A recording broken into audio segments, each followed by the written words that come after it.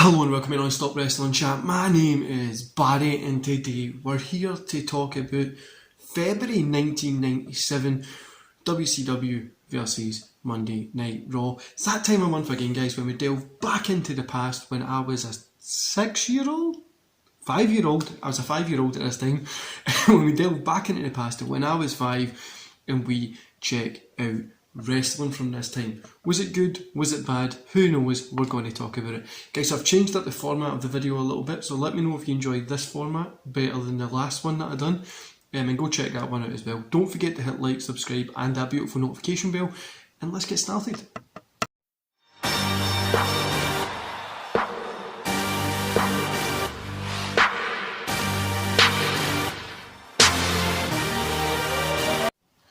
So let's take a little look at Raw first. So I'm going to roll a little kind of clip of all the matches that were there. We'll take a little look at that, we'll come back and we'll kind of discuss about Raw.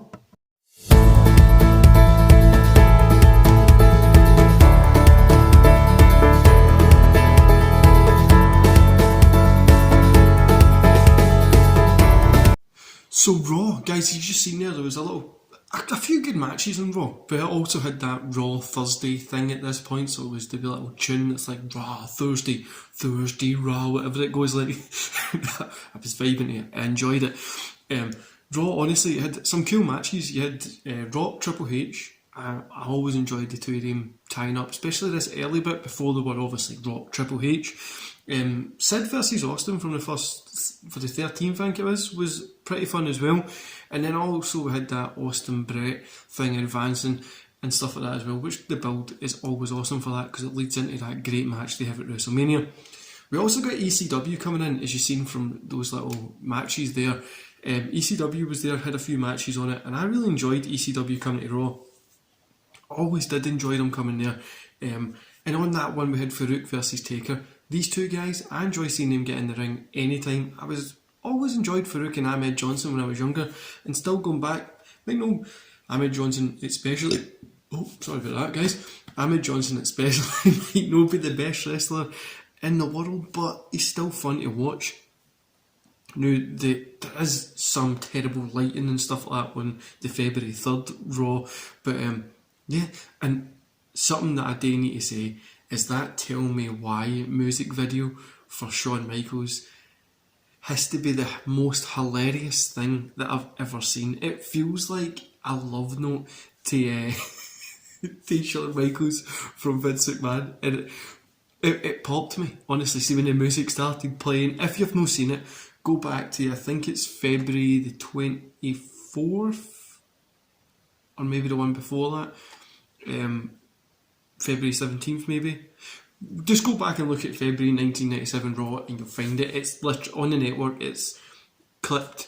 So it's the Tell Me Why music video for Shawn Michaels, and it literally, it's so funny, I can't describe it to you. You just have to go see this.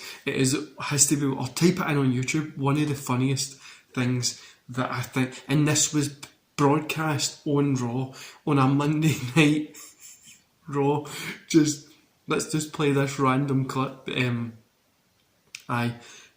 was awkward and very fun to watch. But my top match from Raw has to be Maivia versus Hunter Hearst Helmsley. I always loved these two guys in the ring, and I think this was probably my favourite match, closely followed by Taker and Farouk. But I would say Maivia and Triple H were my top from that. But you need to go see that Tell Me Why music video from Shawn Michaels. Now let's have a little look at WCW, what they had to offer for the month of February.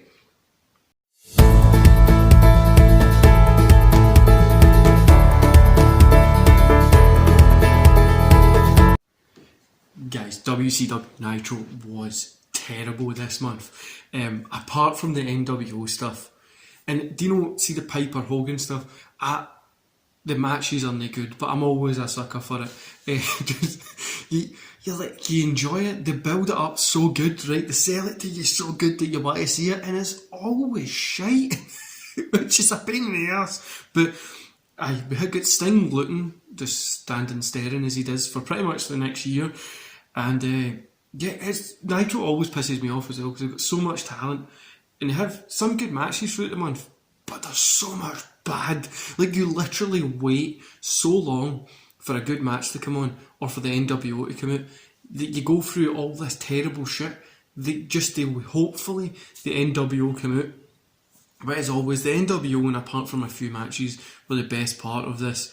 It was pretty bad this month. I'd probably say my top matches were Guerrero versus Mysterio or Ultimate Dragon versus Malenko. I think Dragon Malenko might just take it over, but yeah, overall, it was a pretty hard watch. We see the NWO getting a bit bigger, and we're just kind of roll our eyes because we know where it goes. But without that NWO, WCW wouldn't have been where they were. It really was, outside what the NWO were doing, was pretty shit. Like, it and this is the thing that I was saying. I done a podcast with GG on Wrestling, go sub to him, yesterday it was. We spoke about AEW finding it hard to get these guys over. And people like Guerrero, Mysterio, Malenko, these guys were over at the time with wrestling fans, but the normal person, because they weren't in the main event, didn't really see them up there as like that high level, even though the guys are fantastic and we look back on them now and think they're great. Back then they weren't making money like a Hogan or a Nash and stuff like that. But apart from that NWO and the some good matches, WCW was a drag this month. It really, really was. Now guys, as you can see here from the pay-per-view card, we're going to be going to talk about the In Your House Final 4 pay-per-view first. Final 4 it was called. The Fatal 4-Way in this pay-per-view is fantastic. I loved the Fatal 4-Way in this. I think this is one of the best Fatal 4-Ways that WWF have put on, well, at the time. And overall, it's a fantastic one. You've got Vader, Taker, Bret Hart and Austin in the ring at the same time, just putting on a great match. And this whole card as well was okay. It was nothing great. That main event was great, but everything underneath was okay. You had Triple H and Maivia going at it as well, which was fun. Over on WCW, you had Super Brawl 7, which was a WCW pay-per-view. It was full to the brim as much as possible that matches could be there. I always enjoyed Hogan versus Piper on this, and it was still fun. I liked the Outsiders. Anytime I seen them, I liked them. But my match from this would be Jericho versus Guerrero as match of the night. But Super Bowl 7 was actually a pretty fun overall pay-per-view from top to bottom. There had quite a lot of cool stuff happening in it, and yeah, I did enjoy it for the most part.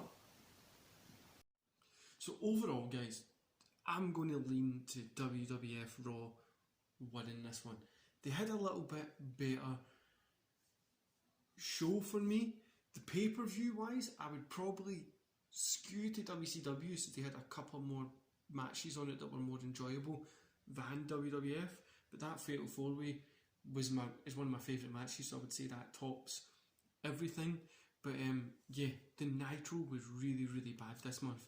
It just dragged in a lot of the time. It was obviously cool seeing the NWO, but apart from that, there's nothing, no really anything else there. And at least over on Raw, with young talent and guys at that time, young talent doing great work and putting on a really, really great show.